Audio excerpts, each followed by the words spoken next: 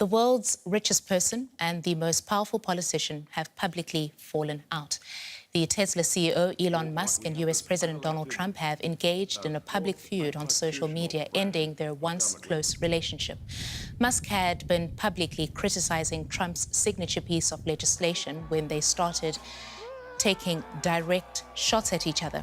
As a result, shares of Tesla have plunged more than 14%, knocking about $150 billion off its market value, with Musk losing around $20 billion from his personal holdings. Now, things really kicked off when Trump posted it was him who asked Musk to leave the White House. He said, quote, "Elon was wearing thin. I asked him to leave. I took away his EV mandate. That forced everyone to buy electric cars that nobody else wanted, that he knew for months I was going to do. And he just went crazy." Then he threatened Musk with action, saying the easiest way to save money in our budget, billions and billions of dollars, is to terminate Elon's governmental subsidies and contracts. I was always surprised that Biden didn't do it. Musk then responded with the biggest accusation of the feud, saying it's time to drop the really big bomb. Donald Trump is in the Epstein files. That is the real reason they have not been made public. Have a nice day, DJT. Later, Musk retweeted a post that said Trump should be impeached and J.D. Vance should replace him. He simply said yes. All right, and to help us make sense of all of this, Jason Campidonia from NBC News and iHeartRadio in Los Angeles is following this for us. Thanks for staying up for this one, Jason. So some have been expecting this bromance between Elon Musk and Donald Trump to blow up for months now. So what's really behind this very public falling out now? So we had Brad Pitt and Jennifer Aniston. They broke up. And now we have Elon Musk and Donald Trump. I mean, it really is a reality show breakup between, two of the most powerful men in the world. And one thing that we've learned about Donald Trump is that he is no stranger to changing people in his administration. The first time that he was president here in the United States, he changed his chiefs of staff multiple times. And the rumor mill and what we understand is that Donald Trump wants to be Donald Trump. And if you get in the way of Donald Trump being Donald Trump, he will move you out of the way. And it seems like there's some believability to both sides in what they're saying, and there might be some truth to it. The EV mandate here in California was in 2035, all new cars had to be electric. And that would have, increased Tesla stock and Tesla sales and things like that. Donald Trump got rid of that. And now it's kind of like, hey, wait a second, now you're messing with my nest egg. And so now I'm going to start taking shots across the bow. And it is great political theater, to say the least. Yeah, and we've just obviously been through that back and forth that they had on social media. But Musk is now calling for Trump to be impeached, and Trump is threatening Musk's government contracts. Is this becoming more than just a social media spat? Oh, of course. These guys, again, they're powerful men, and they have deep-rooted ties to a lot of different revenue streams and political dealings when it comes to the United States. And so when you're threatening for, or you seemingly side with a president to be impeached, that's an obvious sign that, this has taken some time. And really, this has been building for a while. And this was, cocked and loaded and ready to go before the actual blow up happened, if you will call it that. And, Donald Trump saying that he's going to hit Elon where it hurts. Well, that's what Donald Trump does. He hits people in the pocketbook because that's what's important to people. That's what's important to countries. That's why we're getting all the tariffs and all of that sort of situation.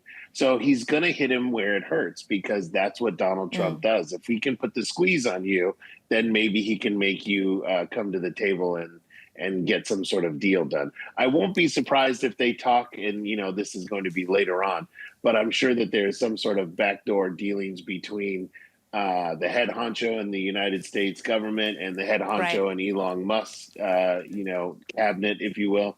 And they're going to come to some sort of agreement somehow, some way. And this is going to be water under the bridge. And they'll raise their hands together at some political rally at some point, I'm sure. Well, thanks very much for that, Jason Campidonia from NBC News and iHeartRadio in Los Angeles. We appreciate that. Thank you. Now, before the exchange between the two got ugly, here's what Trump said in response to Elon Musk's repeated criticism of his so-called big, beautiful bill. Look, Elon and I had a great relationship. I don't know if we're well anymore. I was surprised because you were here. Everybody in this room practically was here as we had a wonderful send-off. He said wonderful things about me. You couldn't have nicer. Said the best things. He's worn the hat. Trump was right about everything. And I am right about the great, big, beautiful bill. Now, the Trump-Musk meltdown has had other repercussions beside the price of Tesla stock. Musk has threatened to decommission the SpaceX Dragon capsule needed to ferry astronauts and supplies to the International Space Station.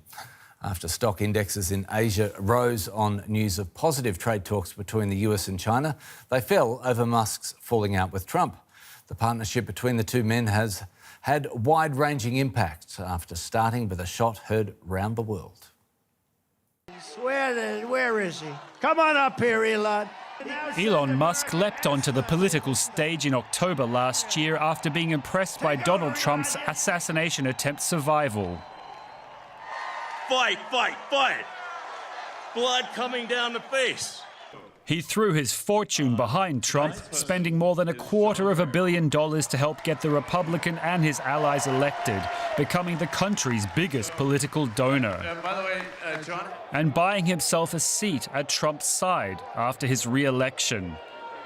Trump gave Musk and his son unfettered access to the Oval Office and deputized him to slash government spending. And to that end, I have created the brand new Department of Government Efficiency, DOGE. Perhaps you've heard of it, perhaps. Which is headed by Elon Musk, who is in the gallery tonight. With an unofficial seat at the cabinet table, Musk set his sights on eliminating public debt. I just wanted to ask you, if we don't do this, America will go bankrupt. That's why it has to be done. Musk took a chainsaw to public service, closing programs such as USAID and shedding more than 250,000 federal workers, according to some estimates. His Doge claimed to have saved $175 billion, though media analysis found evidence for less than half of that sum. The billionaire's public service came with private perks, like using the White House driveway to promote his Tesla electric vehicles, and staying close to the biggest customer for his SpaceX rocket company, with its $22 billion in government contracts. But unlike his spacecraft, his share prices were failing to defy gravity. With investors worried, Musk retreated to his real job, with the thanks of the president. And Elon's really not leaving. He's going to be back and forth, I think. I have a feeling. Well, I expect to continue to provide advice whenever the president would like advice. I hope so. But his advice was quickly ignored. Trump has pushed ahead with his big, beautiful bill, which would add $2.4 trillion to the public debt, according to independent analysis. Now, with their big, ugly breakup underway, one or both may end up with more than a black eye. Business and tech reporter Anna Elchik joins me from Business Insider. Now, Anna, the world's richest person and the most powerful politician on the planet, publicly trading insults and threats. Who stands to lose more, do you think? I think it's a tough call. We know that Elon Musk's companies depend largely on government funding, contracts, subsidies, regulations. So Elon Musk's companies could be directly impacted if the relationship goes poorly, especially because we know that, Trump is known to retaliate when he has this kind of public feud with someone. With that being said, Elon Musk has over 220 million followers on X. He helped, push the campaign forward for Trump. So if he starts using his platform to push against legislation that Trump is pushing for, or, just bad-mouthing Trump, that would also not be ideal for the president. So I think they both have, some amount of things to lose, but definitely Musk, could have a direct impact to his businesses because of this faltering relationship. Yeah, you point to it. Musk and his companies are exposed to the whims of Trump, are they not? EV subsidies are now over. And SpaceX, if you just single out SpaceX, holding billions of dollars in government contracts. How could Trump go further after Musk if this breakup goes full nuclear from here? Yeah, we've already seen Trump threaten to get rid of Musk's government contracts. We've already seen that he, said he's going to end subsidies, as a response to this feud that went on today. And so I think we'll see how things play out. It's impossible to tell if those things will actually end up happening.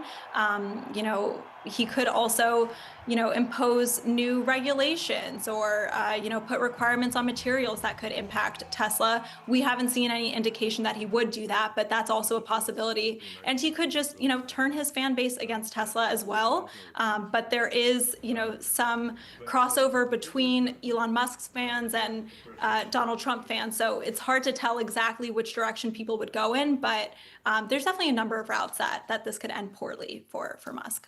And Musk has many skills. Do you think he has a good sense of how dangerous this situation could get? I think that Musk tends to react impulsively. He's had, situations like this before. He's gone after other business leaders publicly. He was previously ousted back in the day from PayPal, because of difficulties with working with other people. So I think that this is a pattern that we've seen before.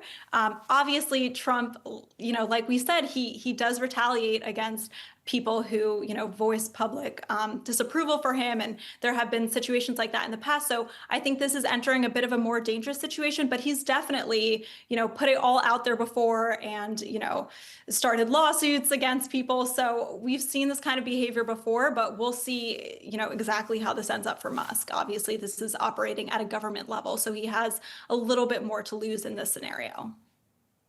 Where do you think this leaves Republicans, Anna, especially those whose campaigns were bankrolled by Elon Musk?